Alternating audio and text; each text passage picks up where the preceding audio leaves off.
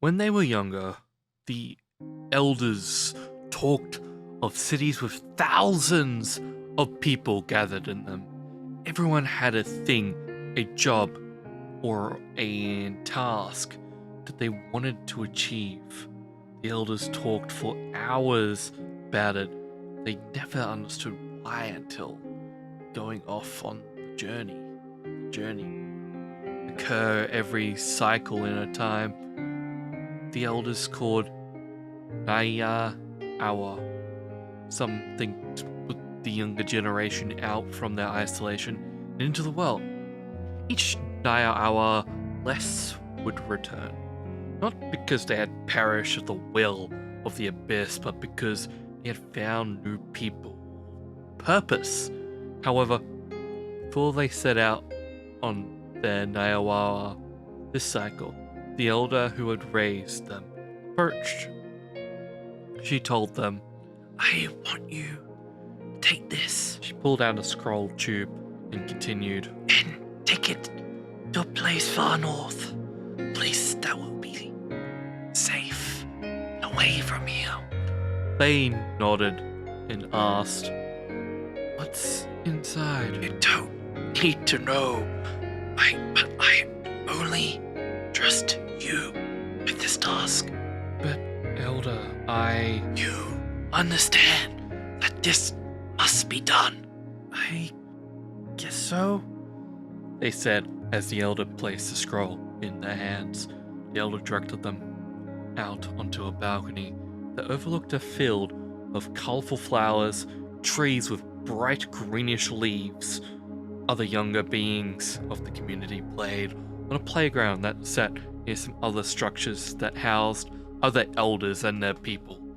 The elders were hidden away from the outside world through a maze of tunnels that each younger generation had to go through. The elder sat down on a birchwood chair with a small throw pillow on the back bit. "The scroll is to be sent far away to protect this place." He gestured to everything. They nodded and replied, "I get that, but I'm nothing special." "You are the only one out of this cycle's generation that has walked the path for the most part before." "But please don't tell me I'm going through the mountains once more, Elder."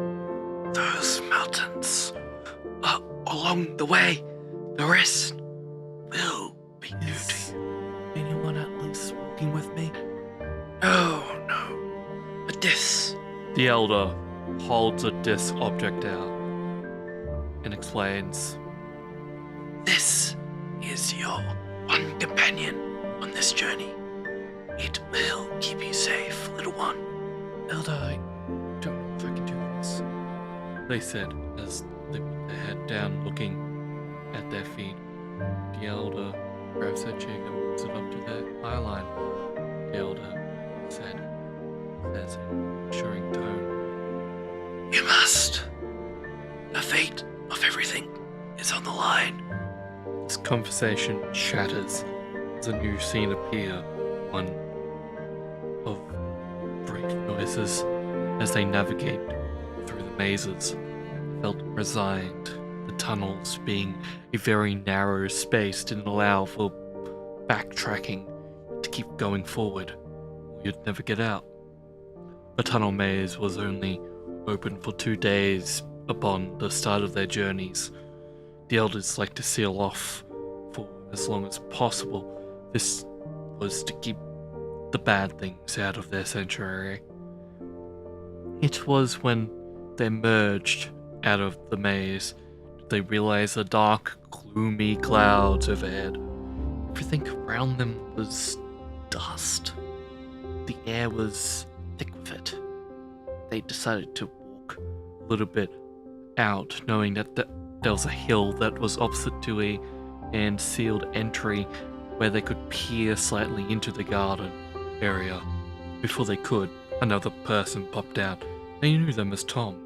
Tom had markings along his body, many told old tales from before this time. Tom's expression was afraid. He ran up to them and asked, Did you have the scroll, like they said? like he said. They asked. Tom shook his head and went, Do you have it? They thought for a moment and lied.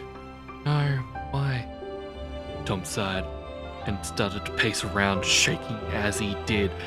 He started to mutter something inaudible to them.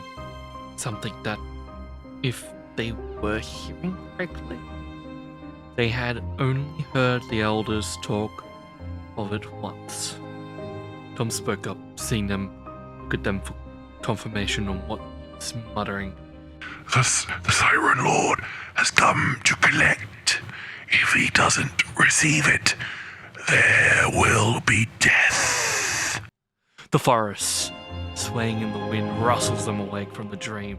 The disc stood up, decloaking as they sat up. This displayed an image of something that freaked them out.